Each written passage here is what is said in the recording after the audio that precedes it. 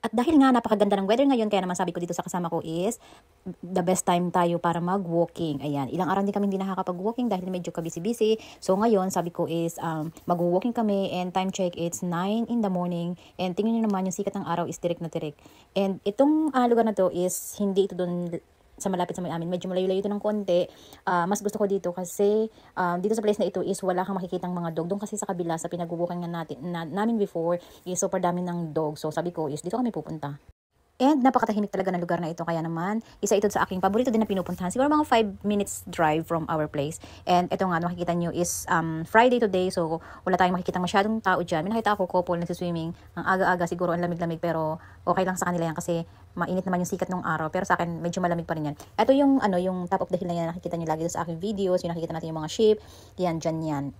And kung mapapansin nyo nga dito sa sa lugar na ito is napakaraming mga ibon dahil ito is sanctuary itong place na to. So kaya bawal yung mga dogs talaga dito sa lugar na ito kasi andyan yung kanilang mga birds, yung mga kakaibang mga birds andyan. So ayan, may makikita tayo ngayon dyan. Tuwing umaga talaga pag nag-walking kami is andyan lang yan yung mga ibon na yan. Kasi ngayon high tide ngayon. So siguro nag-aabang yan para sa low tide kasi sila nagkukuha sila ng mga food nila dyan sa gilid. Ang nakakatuwa lang talaga dito is yung mga birds is very friendly. So kahit lapitan mo sila is okay lang, hindi sila lumilipad. Yung iba naman kuminsan pero ito hindi sila. And doon sa other side nga is nakita ko is mga kakaiba namang kulay ng mga birds. Puro white and then dito sa side na ito is puro black. Ayan. Ano pala sila? Group by group. O diba? Parang lang, may team sila. So ayan, tingnan niyo nakikita. Super dami nila. Nakakatuwa lang kasi nag-i-enjoy ako habang nag-walking kami kasi sa sobrang dami nila, hindi ko sila mabilang. At sa sobrang bilis nga maglakad dito kasama ko is naiiwanan ako lagi kasi ang isang hakbang niya is mga 3 hakbang ko kaya minsan lagi akong tumatakbo sa likod niya kasi ang bilis niya talaga maglakad lalo na kapag nagvi-video ako kasi hindi may iwasan kapag nagwo-walking is ayan nagvi-video siyempre tayo.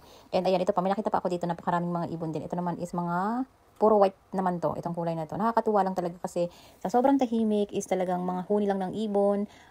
Alon ang iyong maririnig dito. So ayan. And kapag kapag winter or spring is itong top of the hill na yan is puro green. So ngayon, hindi natin makikitang green kasi summer and tapos ang summer pero yung mga damo niya is naging brown na. So walang ulan. Hindi umuulan kasi dito ng mga ilang months na hindi umuulan kapag ganun dito kapag summer.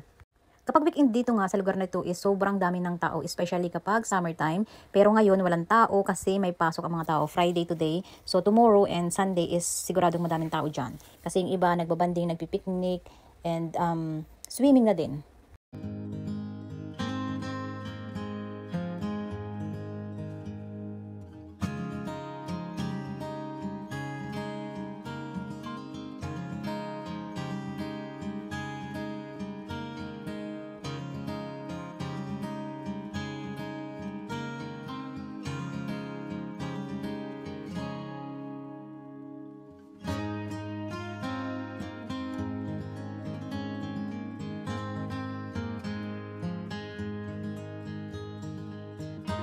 Naiwanan ako ng kasama ko.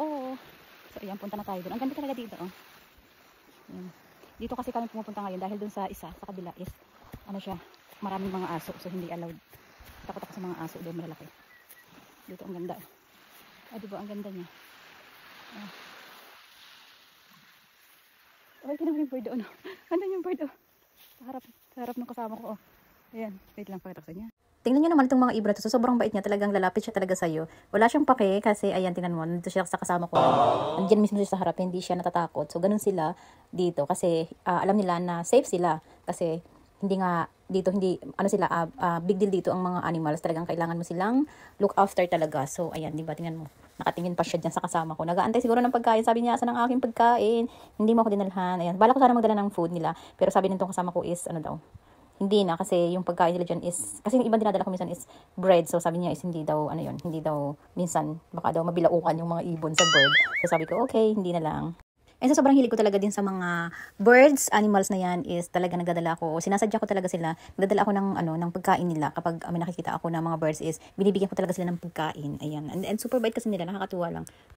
And after natin mag-walking and syempre pauwi na tayo. And ayan kung makikita nyo itong itong ground na ito dito, madaming tao na nagpipiknik kapag weekend. Super ganda naman talaga kasi inaalagaan nila talagang malinis. Wala kang makikita talagang kalat dyan kasi bawal na bawal ka talagang magkalat dyan. And very disciplined talaga yung mga tao dito. So pag nakikita talaga nilang malinis yan is wala kang makikitang kalat. Talagang pinupulot nila. Kahit yung mga yung dun sa other side, dun sa may malapit sa may amin, dun sa may mga dogs, talagang nagdadala sila ng ng plastic na lagayan ng mga duminong dogs. Hindi nila pwedeng iiwan-iwanan lang dun kasi bawal.